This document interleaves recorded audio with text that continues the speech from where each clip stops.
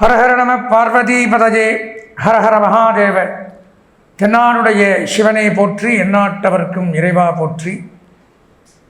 மண்ணில் நல்ல வண்ணம் வாழலாம் வைகளும், எண்ணில் நல்ல கதிக்கு யாதுமோர் குறையிலை. கண்ணில் நல்ல கதரும் கழுமல வளநகர், பெண்ணில் நல்லாளொடும் பெருந்தகை இருந்ததே. ஆதித்யாய சோமாய மங்களாய புதாய குரு சுக்ர சனிபியஸ்ட ராகவே கேதவே நமஹ. அன்பார்ந்த எங்களுடைய நெக்ஸ்ட் ஜென் தொலைக்காட்சி நேயர்களுக்கு உங்களுடைய ஜோதிட ஆச்சாரியர், ஜோதிட குரு சிவஸ்ரீ டி சரவணமாணிக்க சிவாச்சாரியர், முதல்வர் காஞ்சி காமகோடி பீடம் வேத சிவ ஆகம குருகுலம் சங்கரமடம் காஞ்சிபுரம். அலைபேசி 9865098370 9865098370. அடியனுடைய பணிவான வணக்கங்கள் மற்றும் ஆசீர்வாதங்கள். நாம் காண இருக்கக்கூடிய இந்த பதிவு அப்படின்னு பார்த்தீங்கன்னா, நமது நெக்ஸ்ட் ஜென் தொலைக்காட்சியின் வாயிலாக பலவிதமான ஆன்மீக நிகழ்ச்சிகள், மாதராசி பலன்கள், விசேஷ நிகழ்ச்சிகள், ஜோதிடம் சம்பந்தமாக, ஆன்மீக சம்பந்தமாக நிறையா விஷயங்களை பார்த்துட்டு வரும். அந்த வகையில் இப்போ பார்க்க போகிறது அப்படின்னு எடுத்துட்டிங்கன்னா, ஆங்கில புத்தாண்டு வருகின்ற 2026ஆம் ஆண்டு இந்த மேஷம் முதல் மீனம் ராசி வரை இருக்கக்கூடிய 12 ராசி நேயர்களுக்கும் என்னென்ன நன்மை தீமைகள் நடைபெற இருக்க போகிறது அப்படிங்கிறத பார்க்குறோம். பொதுவாக பார்த்தீங்கன்னா, இந்த 12 ராசிகளில் முக்கியமாக ஒரு சில ராசிகளை தவிர மற்ற ராசிக்காரர்கள் எல்லாமே 2025 பலவிதமான துன்பங்களும் துயரங்களும் கஷ்டங்களும் தான் பட்டுன்னு வந்திருப்பீங்க.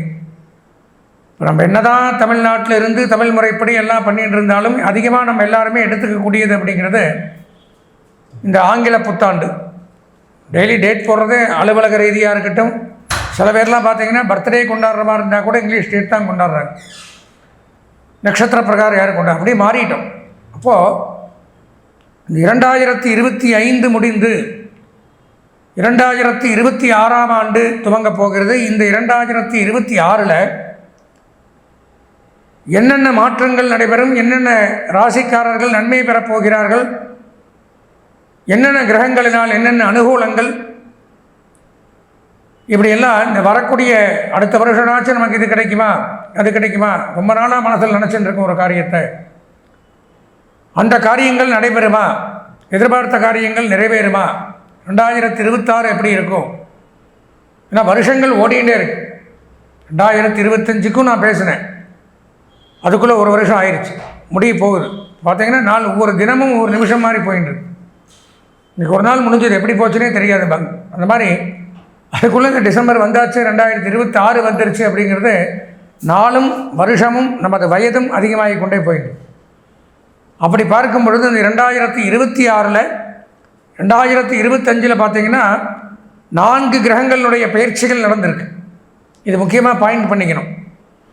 அந்த பயிற்சிகள் 2026 தொடங்கும். 2026க்குன்னு தனியாக எந்த பலன்களும் கிடையாது, நல்லா தெரிஞ்சுக்கணும்.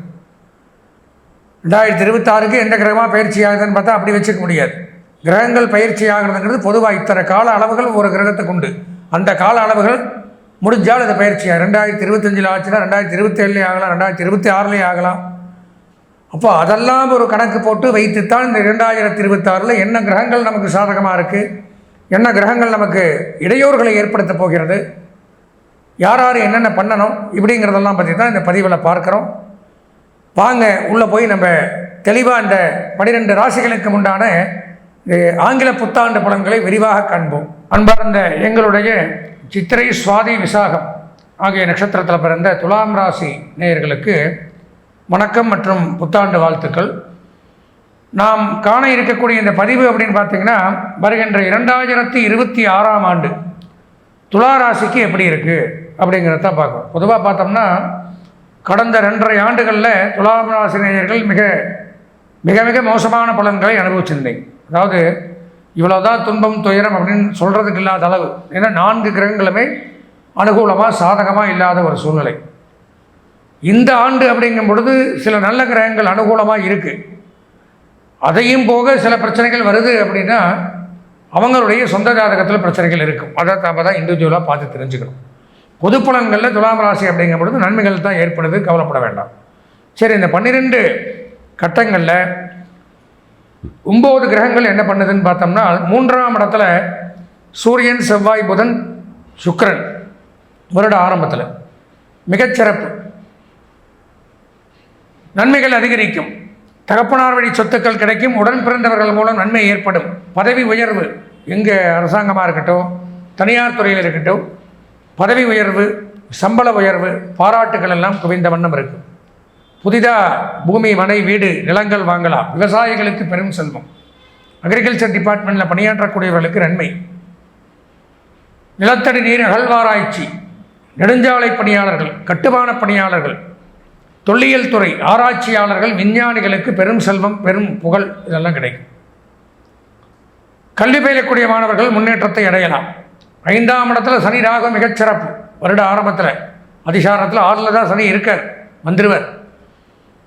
அசையாத சொத்துக்கள் வாங்கக்கூடிய ஒரு நேரம். உடல் நலத்தில் இருக்கக்கூடிய நோய் நொடிகள் நிவர்த்தியாகும்.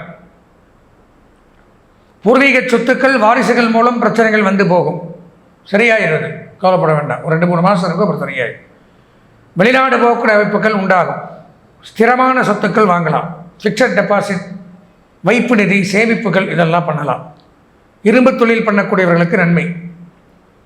பொதுவாக பார்த்தோம்னா தொழிற்சாலைகள், factory, foundry, industries, oil mill, petrol bunk, leather work, lathe work, rubber work, building construction, இந்த மாதிரி பண்ணக்கூடியவர்களுக்கு, பில்டிங் மெட்டீரியல்ஸ் வியாபாரம் பண்ணக்கூடியவர்களுக்கு நன்மை அதிகரிக்குது. வெளிநாடு போகலாம். ஏற்றுமதி இறக்குமதி தொழில் அப்படிங்கிறது சிறப்பாக இருக்குது. பொதுவாக எடுத்த காரியத்தை சிறப்பாக நடத்தக்கூடிய அமைப்பு. குரு 11 9ஆம் இடத்துல ஓடிப்போனவனுக்கு 9ல் குரு. வீடு, மனை, வாகனம், திருமணம், குழந்தை பாக்கியம், சொத்து சேர்த்தல், உடல்நல கோளாறுகள் விலகுதல், மகிழ்ச்சிகரமான வாழ்க்கை, பலவிதமான நன்மைகள். 11ஆம் இடத்துல கேது, லாபங்கள் அதிகரிக்குது. அதனால் கவலையே பட வேண்டாம். பொதுவான பலன்களில் துளாராசி 2.5 வருஷத்துக்கு சிறப்பு தான், கவலைப்பட வேண்டாம். 100க்கு 95% நன்மைகள் ஏற்படுது அனைவருக்குமே. துளாராசிக்காரங்கள் அனைவருக்குமே இந்த ஆண்டு துளாராசிக்கு அதிர்ஷ்டமான வண்ணம் வெள்ளை, மஞ்சள். அனுகூலமான திசை வடக்கு, மேற்கு. அதிர்ஷ்டமான எண் 7, 9. வணங்க வேண்டிய தெய்வம் விநாயகப் பெருமான்.